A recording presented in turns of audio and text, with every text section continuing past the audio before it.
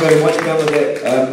Can I just say by way of introduction, it's a pleasure to share a platform with a trade unionist who actually does what trade unions are supposed to do.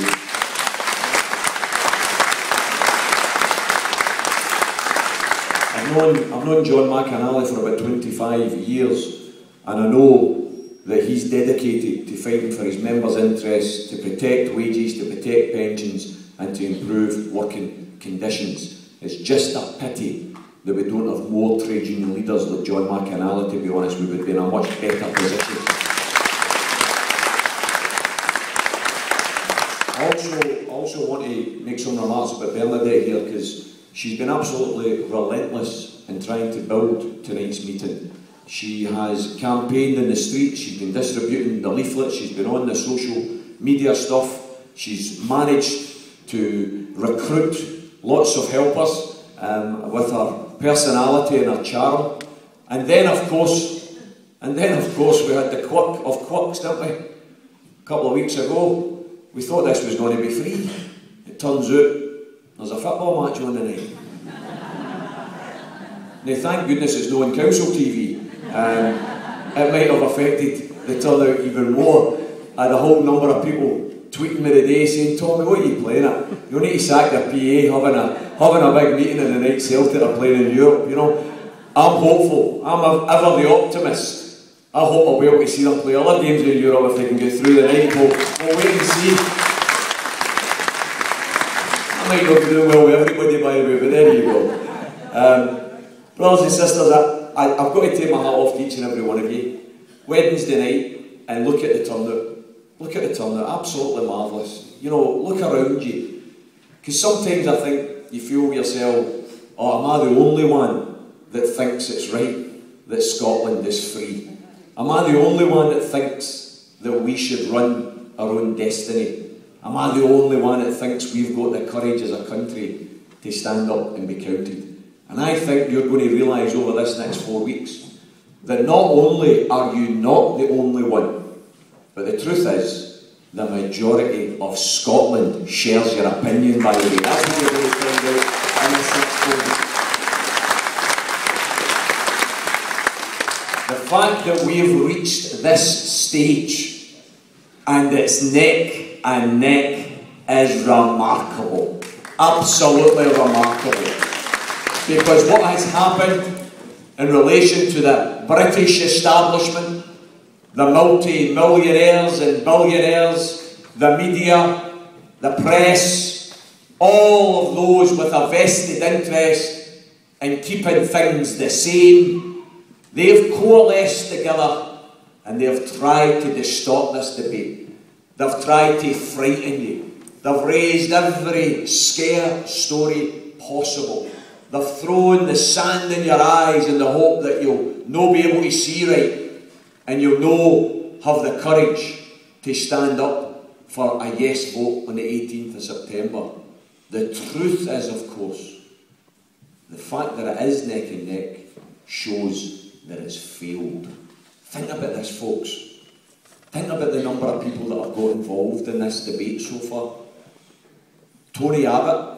Now, most of you, like me, probably thought he was a brother of Abbott and Costello or something like that. Actually, he is a comedian, but not as good. He's the Australian Prime Minister. And at the weekend there, he got involved in our referendum debate. And he made a big speech about how, you need to remember this, how the only people who wanted independence were the enemies of freedom. There you go, eh? The enemies of freedom. Talk about being out of touch. I don't know much about Australia. He certainly doesn't know much about Scotland, that's for sure. The Chinese Premier, I don't know if you remember it 6 weeks ago. Excuse me, I don't know his name. He probably doesn't know mine, but there you go. And he got onto the wee crate and he said it would be in China's interest for a strong United Kingdom. He hopes the Scots vote no. And then we had the bold Barack Obama, who a year ago said he wasn't going to get involved in this. He was going to leave it to the Scots. He got dragged into the debate and he declared himself that it was in America's interest for a strong United Kingdom. he hopes we vote no. And then Hillary Clinton, who's the next president in waiting apparently, she get involved in the debate. And she says, oh, it's in America's interest that we have a strong United Kingdom. I hope they vote no. Now, first and foremost, I have to say to Barack and Hillary, just as a wee aside, because Barack made his comments at the end of June, and I was looking forward to it, you know, 4th of July. I thought, oh, hey, this is going to be some story, isn't it? 4th of July, America's going to announce they're coming back under the tutelage of Britain. They're giving up their independence.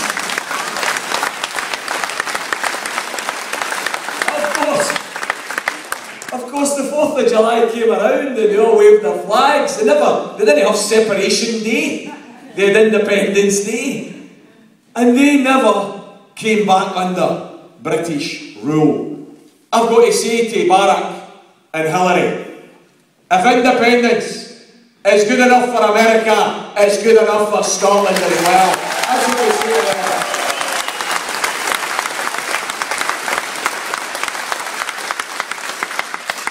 Not only are we these other world leaders, we've also had ex-prime ministers getting dragged into the debate. Old John Major, you had to dust out the old muppet. The only way you can remember him, wasn't it? And he came on and told us there was going to be doom and gloom if we voted yes. Now, we didn't listen to him when he was a Prime Minister. Why would we listen to him now? And then they brought out the bold Gordon Brown. They brought him into the debate. He was warning us there would be economic catastrophe. There would be doom and gloom all round if we voted yes. This is the man who was in charge, along with his sidekick, Alistair Bloody Darling, when we ran the UK economy into the rocks with the single biggest economic disaster since the Second World War. They never seen that coming, but apparently they can see into the future now. So we should listen to them. They know what they're talking about.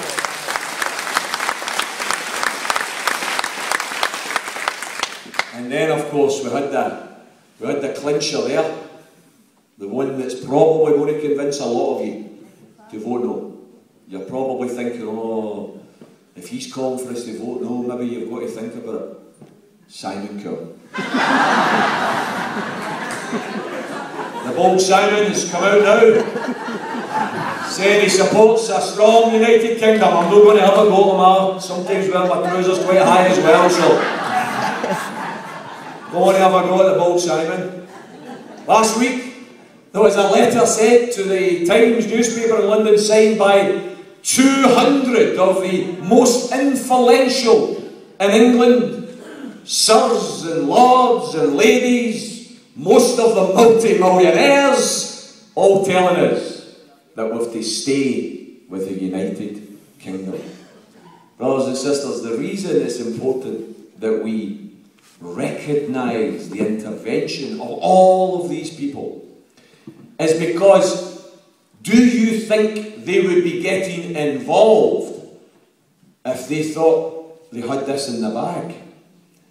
The reason they've roped Barack Obama in when he said he wasn't getting involved, the reason the Chinese premiers get involved when he doesn't know anything about Scotland, the reason the Australian Prime Minister has been bumping his gums at the weekend when he's not got a clue what's happening on the ground, the reason they've all been roped in by the British establishment is because they're kicking themselves. That's the reality. They're kicking themselves. The truth is it's squeaky bum time for the British establishment. We are 4 weeks away from a vote, and all of the opinion polls show now, all of the opinion polls show, it's absolutely neck and neck with the undecideds are going to call this. The undecideds are going to decide this vote. And then you look at the polling results from the working class communities, the point John made. You see, you don't get that in the opinion polls. How many of you have been involved in opinion polls? It tends to be those who are registered to be part of opinion poll panels, right? Not many people have got the time or the desire to take part in these opinion poll panels. They tend to represent a certain strata of society. Then you look at the results from the door knocking of the 25 and 30,000 doors that have been knocked at working class communities across Scotland. And what are the results? The results are 74% for yes. That's the results of the working class. That's the reality.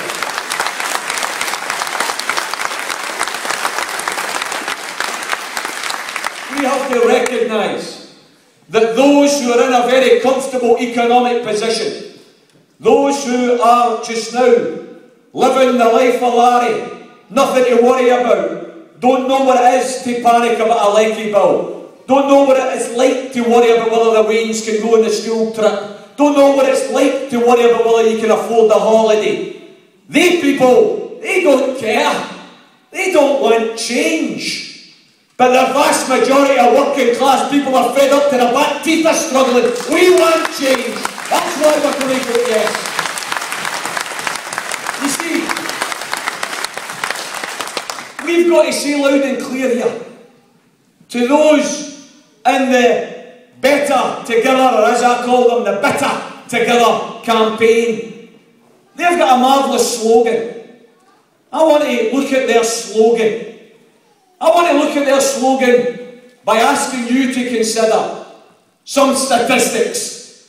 I want you to consider that we've got 1 in 4 Waynes living in poverty.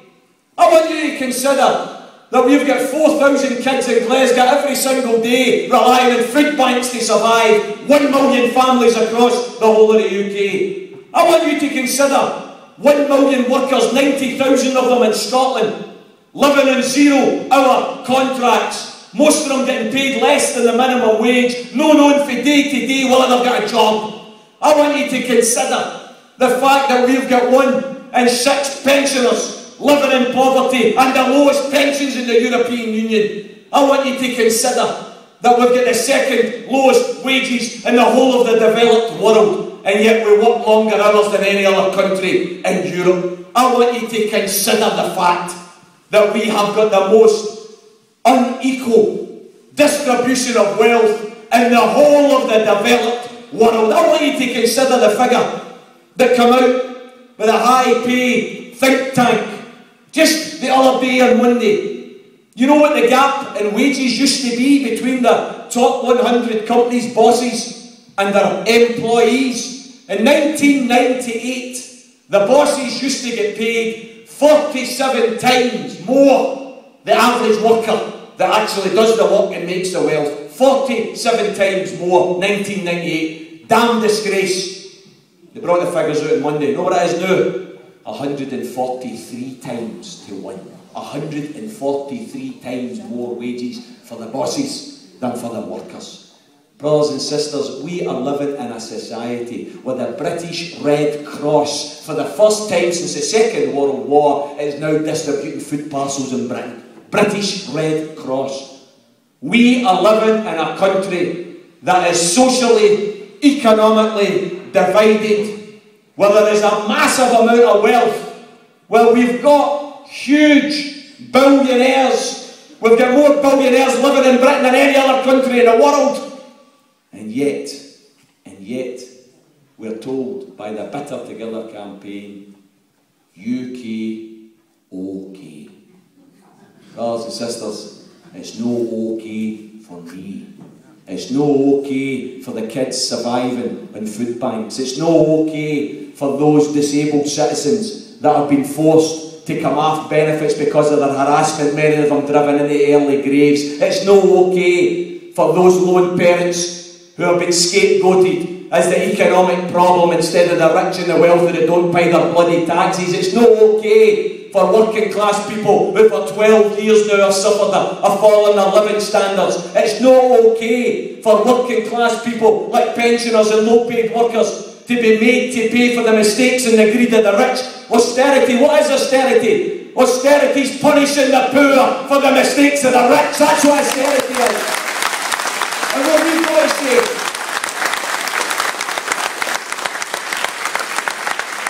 what we've got to say in the face of this poverty, in the face of pensioners worried about making ends meet from day to day, what we've got to say the next time you see one of these no campaigners I want you to say to them, better together. Well, why is it not better today? That's what you should say to them. Why is it not better today?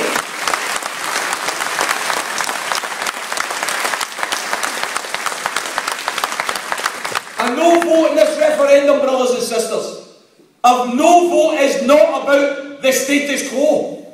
It's not about things staying the same. That would be bad enough.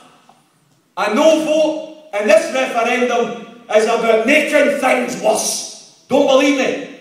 Don't believe me? Look at the story. The Daily Pravda even had to print this story, otherwise known as the Record, up the Labour Party's arse so much you don't know the difference now. We've got a situation where they took a picture at the weekend, or they printed a picture at the weekend, of that ginger rodent, Danny Alexander,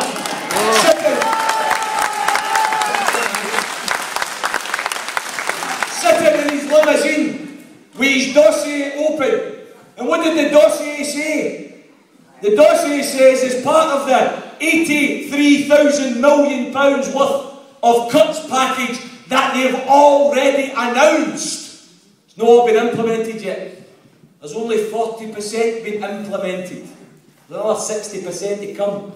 What did these wee dossiers say? Within the next 18 months, by 2015-2016, there's going to be more job losses across all of the public services in the UK. 60,000 of them in Scotland. 60,000 job losses in Scotland. 490,000 job losses across the UK. 500,000 people working in local government, working in the health service, working in the care services. They're going to lose their jobs as part of their austerity programme. That's not all. The dossier then goes on to say 490,000 people are going to lose their jobs. But those who are still in employment, we are going to encourage pay restraint and reduce hours. So, see, if you keep your job, you're going to get less pay and you're going to get less hours. That's the reality that's down for us here. We are no vote. This isn't about staying the same. This isn't about saying, oh, well, we're all right. We're not going to be all right. Things are going to get worse, much worse. Unison, the public sector union in Scotland, has already made the point that 60,000 of their members across health service, across local government, in the care services, they stand to lose their jobs by the end of 2015 if austerity continues. You've got the opportunity to stop. You've got the opportunity with a yes vote to say, no, we're going to do things differently. You know what, brothers and sisters, we have to clarify in these meetings. We have to explain fundamentally what this debate is all about and what it's not about. And John's absolutely right earlier. I pay homage and respect to the SNP as a political party. I'm not a member. But I recognise that over many, many years the SNP has kept the question of independence on the political agenda, perhaps more than others. Well done. But see on the 18th of September, SNP's not on the ballot paper. Alex Salmon's name is not on the ballot paper. Don't allow the Better Together campaign to distort this debate. Because what they're trying to do is to play on the loyalties of the traditional Labour support across Scotland by saying, this is about the nationalists. This is about whether you support the nationalists, whether you support SNP, whether you support Alex Salmon. Brothers and sisters, on the 18th of September, you're no vote for a political party. You're no vote for a politician. On the 18th of September, you've been presented with a ballot paper that says yes or no. You are voting for something more important than a politician, more important than a political party. You vote for the freedom of your country, that's what you're voting for.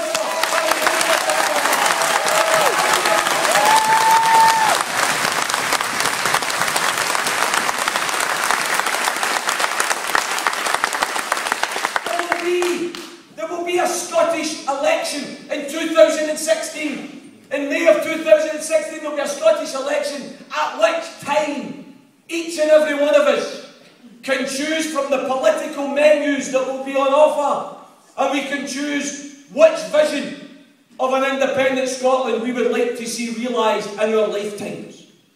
But on the 18th of September, you're not voting for a political manifesto or a politician or a party. You're voting for the right to decide who runs your country in the future. That's what you're voting for.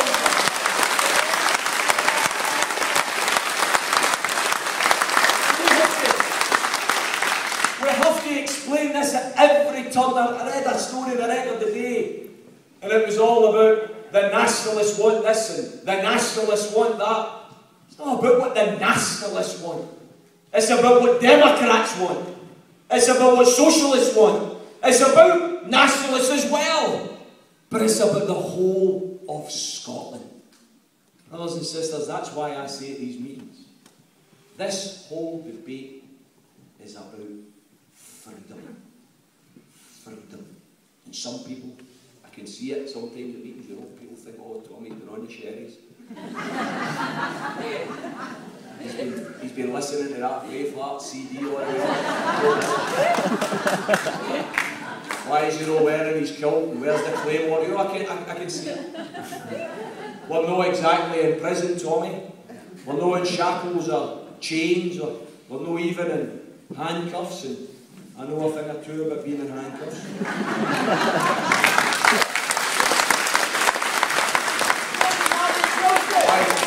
By the way, just in case there's any gutter journalists among you, none of it for kinky reasons, by the way.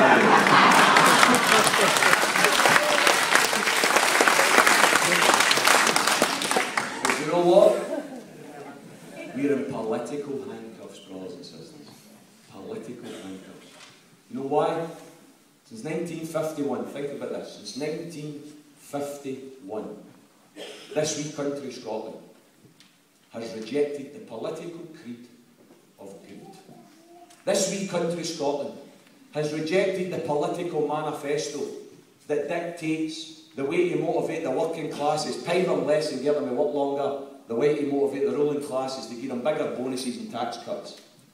This wee country, Scotland, since 1951, has rejected the idea that private capital has got any role whatsoever in essential public services. We've rejected the idea that our public services are for sale to the city spiffs to make them even richer than they already are. We have rejected all of the paraphernalia that goes with the Tories. We've never voted the Tories since 1951, and yet, since 1951, this wee country, Scotland, has had to endure 35 years of Tory government that we never voted for.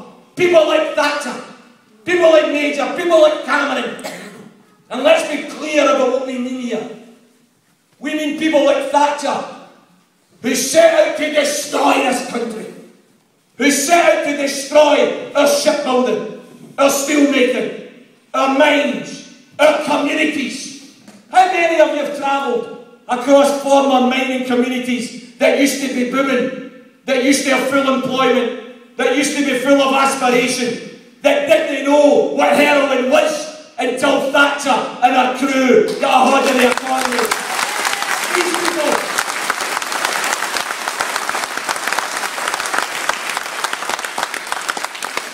These people, brothers and sisters, and I apologise here, please put your hands over the ears of your children, because I have to say it. That bastard didn't give a damn about Scotland. She wanted to destroy our country. She wanted to destroy it. And I certainly wasn't going to show any crocodile tears when it came to her kicking the bloody bucket. No chance. She'll no meet any miners, of course, because where she's went, that's not where the miners are. We've got to say that what Cameron has done And I advise you go and look at the reports that have been done by Oxfam, by UNICEF, by Save the Children. What Cameron and that bunch of political cretins in the condemned cabinet have done is they've introduced cuts to welfare and public services that have been described as speeded up Thatcherism. Speeded up Thatcherism. In their first year of their government, 900,000 more people were driven into poverty. 900,000 more people. The overwhelming majority, working people. We don't have now poverty among the unemployed only. What we now have is the phenomenon, the biggest phenomenon in the whole of Europe, is working poverty. Because our wages are so damn low, people can't afford the essentials of life. They need to claim benefits, means-tested benefits, in order to make ends meet. We didn't vote for Thatcher. She punished us for it. We didn't vote for Cameron. He's punishing us for it. Brothers and sisters, you want a reason. You want one good reason to vote yes on the 18th of September. Here's a good reason. You can vote yes on the 18th of September, and you can make sure that your Waynes and your Grand Waynes never have to endure another Tory government ever in Scotland, ever again. That's the reality.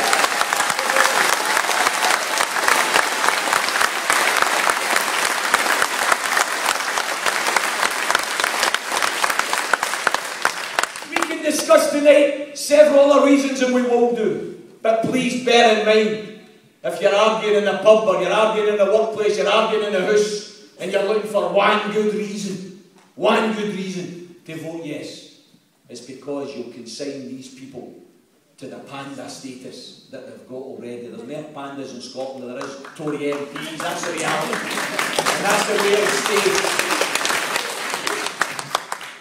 Brothers and sisters, you've also got the freedom. You've got the freedom to decide that there are essential services in our society that are far too important to be given to the private sector.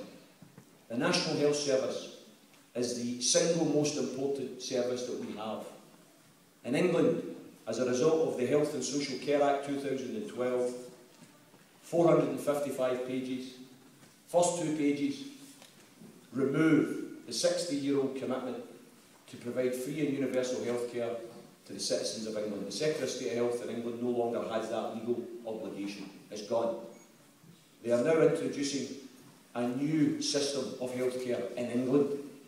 That system of health care is based in the United States of America. Personal insurance, based in the USA, where when you go to hospital they don't reach for your pulse, they reach for your wallet.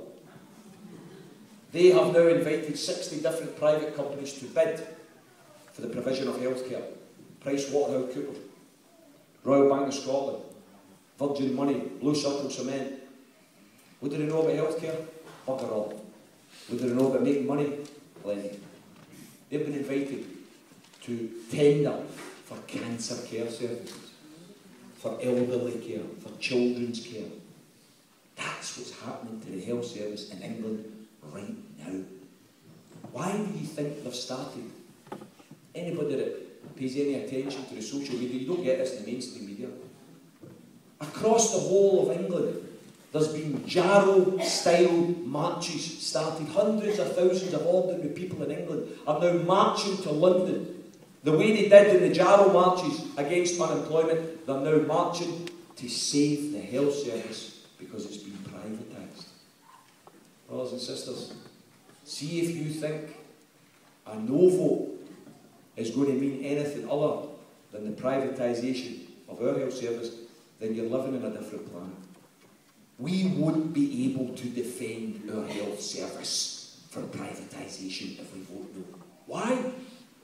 Because we rely, some of you might not understand this, because who's interested in politics generally, although I think we've awakened a nation with this debate. We rely on pocket money for Westminster to run Scotland. That's what we rely on.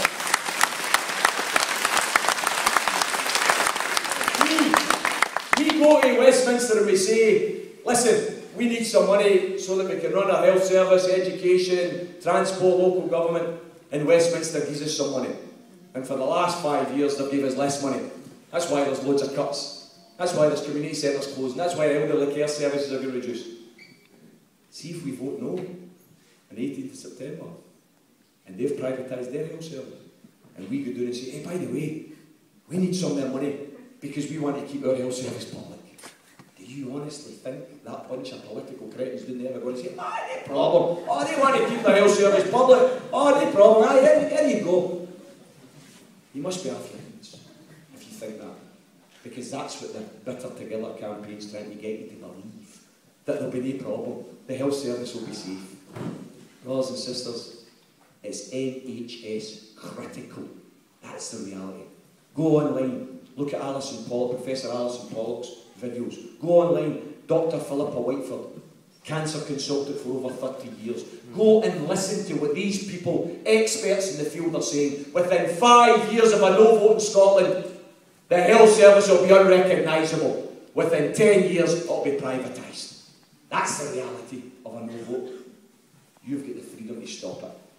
You've got the freedom to save the National Health Service. The only way to save it is to vote yes on the 18th of September. You've also got the freedom with education. You see, education just now is supposed to be free at the point of need, and there's loads of things need done, by the way. One of the things I want to fight for in Independent Scotland, I want to fight for what I managed to benefit from in 1981. As a young, fresh-eyed 17-year-old, when I managed to get into Stirling University, guess what I got to study? A grant. Because I came from a working class house. My mum and dad were low paid, so I qualified for a grant to help me with my living costs and my study costs. Brothers and sisters, I don't think it's acceptable that working class kids today don't qualify for grants in order that they can go to university. And in Independent Scotland, let's make sure that we open the doors of the universities and the colleges much wider so that working class kids can get in there.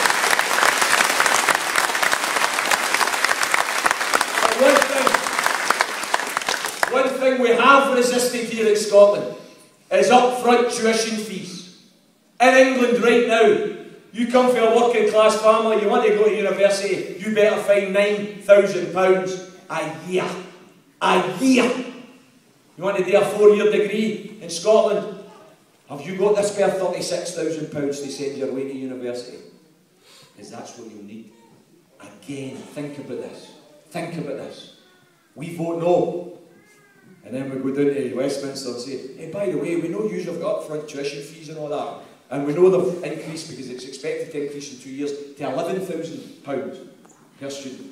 We know you've got that, but we want to keep ours free. We don't want to charge the kids to go to university. Could you give us a wee bit extra money so that we can stop that? Do you think Westminster's going to say, no problem, you don't charge them, no problem, here's the money. Again, you must believe in fairness. You have got the chance to keep education free. That's the reality. If we vote no, it will be privatised. Brothers and sisters, I'll tell you what else you've got a chance to do. And this might not rock all your boats, right? It rocks my boat, probably because I've been arrested so many times outside the damn gates at 5 days. But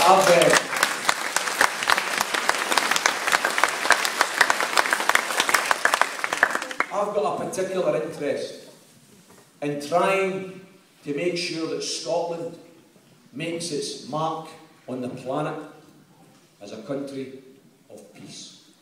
I want Scotland to be known across the world as the country that rejected nuclear weapons.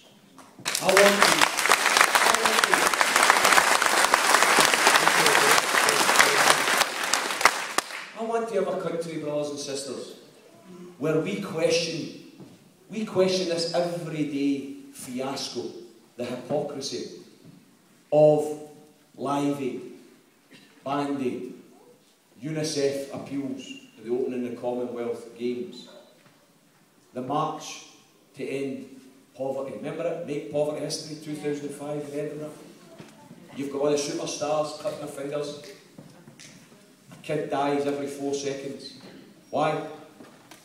There's not enough food in the world apparently to feed them. Not enough food in the world to feed the starving Wains. Brothers and sisters, I want to put it to you. Why why? Is there never enough food to feed the starving Waynes, but there's always enough money to buy bombs and missiles and great wars? Why is that? Why?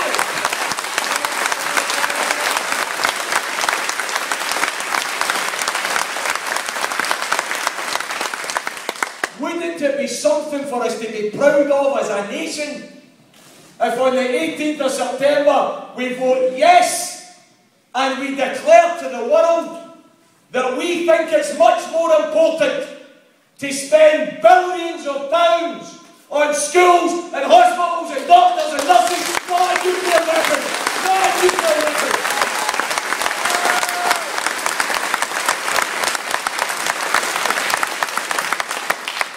You've got the freedom to determine that these immoral, illegal scrap metal is going to get shipped out of Scotland.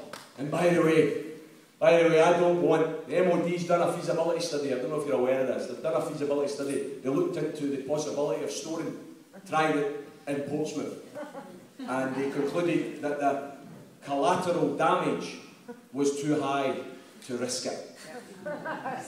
So we're just going to keep it defended. What does that mean? It means we're expendable, by the way, that's what that means. I've got to say to you, just in case there's any doubt, I don't want, as a socialist, to move nuclear weapons to Portsmouth or any other part of England. I want to decommission nuclear weapons completely. That's what I want to do.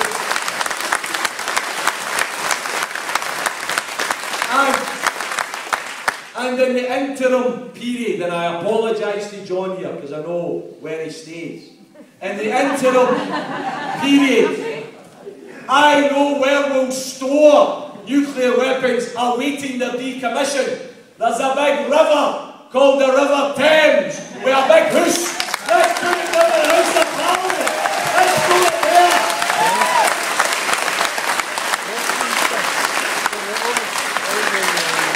And of course, I wonder how quick they'll decommission them then. We've got the freedom to become known as a country of peace across the planet by voting yes. Brothers and sisters, there's loads of other things that a yes vote's going to do. It's going to reverse the privatisation of the mail service, an absolute damn disgrace that they're privatising.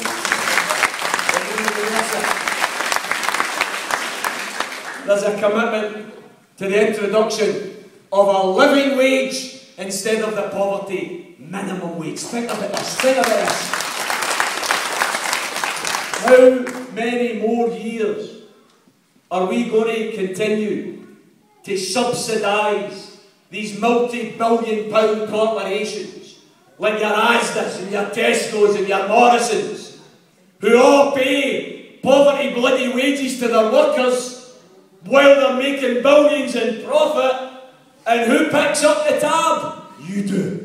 Because those workers claim housing benefit, working families tax credit, council tax benefit. We continue as a society to subsidise the profits of the multinationals. We've seen in Independence Scotland. Let's introduce a law which says it's illegal to pay any less than a living wage anywhere in Scotland. That's what we want.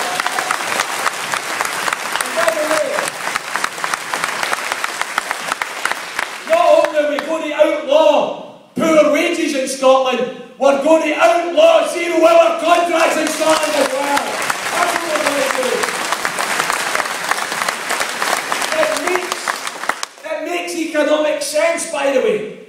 When I did that degree that I talked about earlier, I managed to graduate with an economics and politics degree, and I learned something called the marginal propensity to consume. A mouthful, by the way. But it's quite simple. What it means is, in your economy, if you give an extra tenner a week to a millionaire, then you've wasted the tenner. It's unproductive. Why? Because the millionaires already got everything they need, so they don't spend the tenner. They hoard it. You give an extra tenner to an average paid worker, to a pensioner, to a low paid worker, what do? They spend it. It becomes a productive tenner. Because when that worker spends the money, it creates demand in the economy for other goods and services, primarily locally. Brothers and sisters, it doesn't just make good, dignified sense to pay workers a decent day's pay for a decent day's work. It makes economic sense as well. Because when you pay workers a decent wage, not only do they spend their money, but they actually spend their in tax as well. You actually get more revenue so that everybody benefits from it. The family's got a higher standard of living and society gets better public services. Guess what? That's what they do across the water. Norway, Sweden, Denmark. People say, oh, but they've got a high standard of living. That's right. Beer costs quite a lot over there. But they've got no problem. They can afford it because they've got decent wages as well. First-class public services. Poverty levels among their kids below 5%. We've got 20%. Is it not about time? Is it not about time that instead of looking down the way and thinking, oh, this is the only show in town, the neoliberal economic agenda, race to the bottom, pay people as little as possible, get them off secure contracts, give them 0 hours. We think that's the only way to do things. It's not the only way to do things. And in an independent Scotland, we can get off that particular bus. That bus that's heading towards more low pay, heading towards more privatisation, heading towards more social division. We can get off that bus. And we can build a new and a better Scotland. Independence. Independence isn't a destination. Independence is only the start of the journey. Independence is only the start of the journey to transform Scotland for the better. To redistribute the massive wealth of Scotland. People say all the time, oh, but you're not big enough. We're as big as half the world's countries. You're not smart enough. Well, we've got 5 first-class universities and we're known across the planet for our inventions and our innovations. All right then, you're not rich enough. Oh, wait a minute. Wait a minute. I had the dubious pleasure of debating with the old Michael Buffon Pardillo recently. The old Michael was sitting across from me in a makeshift studio in Edinburgh, resplendent in his tartan trousers. No pockets in the trousers. Why would you need pockets? He never goes into them. We used to pay for everything when he was a Minister of Defence in the Thatcher government. Now we pay for everything because he's a BBC correspondent. And I made a few remarks about the potential in independent Scotland. I made remarks about how in independent Scotland we could actually put 2 and 2 together. It's no rocket science. In Scotland right now we've got a terrible shortage of good quality local authority homes. We need good quality, affordable local authority homes back in front doors. And we've got loads of unemployed people. Why don't we train people to be the joiners and the plumbers and the brickies and the labourers and the quantity surveyors and the glaziers and build the houses that people need to live in? Why don't we do that in independent Scotland?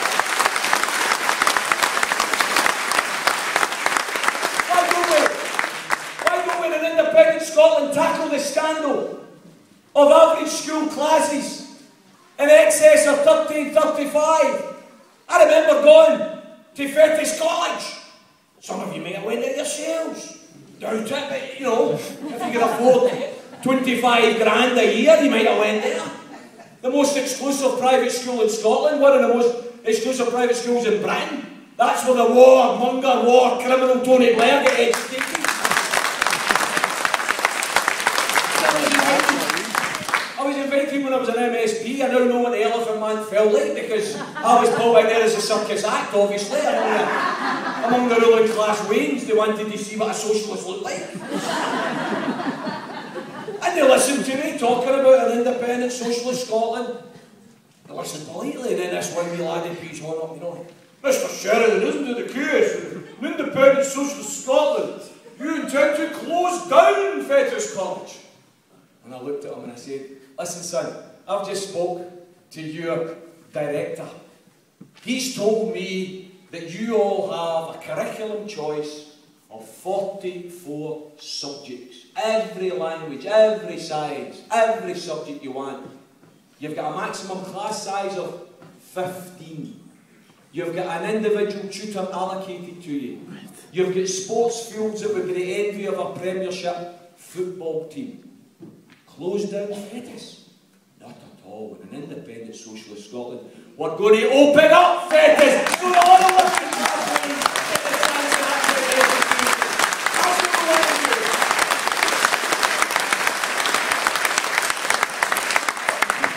Why should it only be the rich kids get the chance to realise their potential? I want every Wayne in Scotland to become the brain surgeon, to become the scientist, to become the engineer, to become the actor, to become the drama teacher. I want every Wayne in Scotland to realise the potential they've got in them, because right now they can't. They can't because they don't have the economic and social circumstances. They don't have the start in life that these other kids have got. We could change that in an independent Scotland. I made some of these remarks on this show, not all of them, because it would take too long. But the bold Michael listened and then he said, "Oh, what Mr. Sheridan has to understand, in an independent Scotland, they'll lose the subsidies from England." I thought, there's a waste of money here for its private bloody education. Subsidies! Brothers and sisters, let's wake her up here. Let's make sure that you leave this hall tonight with this statistic ringing in your ears. In the last 33 years in a row, not 1, 2 or 3, it's not a blip, 33 years in a row, Scotland has produced more tax and revenue and put it in the pot for Westminster than we've got back from Westminster. We ain't a subsidy junkie. We subsidise England. That's the reality. That's the reality.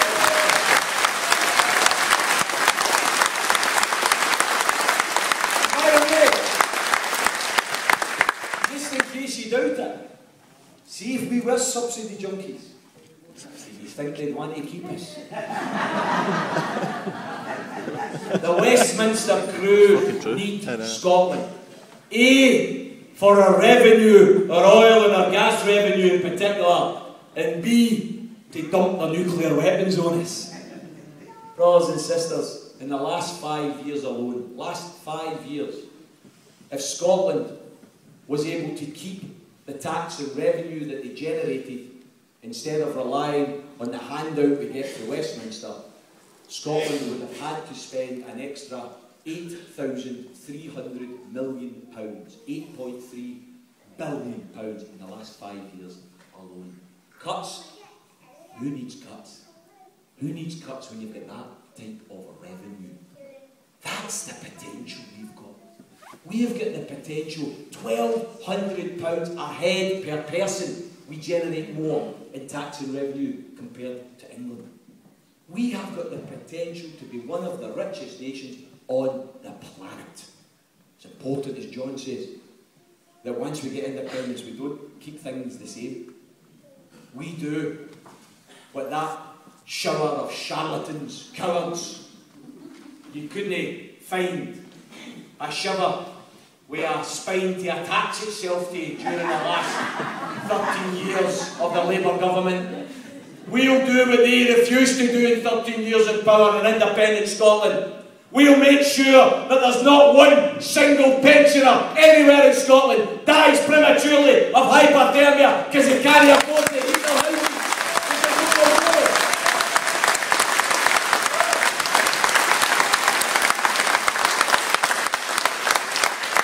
We'll do what that Labour government should have done. We'll take back the gas and the electricity and we'll run it for the people, not for the private property.